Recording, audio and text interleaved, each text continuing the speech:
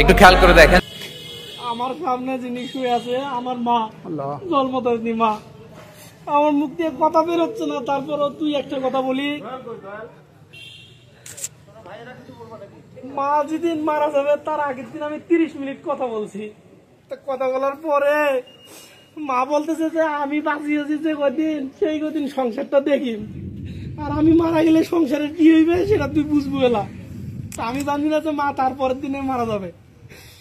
যাই হোক, মা মারা গেছে আপনার 10:30টায়, আর আমি কিন্তু মা যখন মারা যায় নাই গাড়ি চড়ছি, কিন্তু আমার দুপুর টাইমে আমি সিএনজি উঠবো অটোমেটিক, কেনবা আমার কলজা কেমন কেমন করতেছে। আমি সিএনজিতে আমার বাপের কথা মনে পড়ছে, কারণ আব্বা একটু অসুস্থ।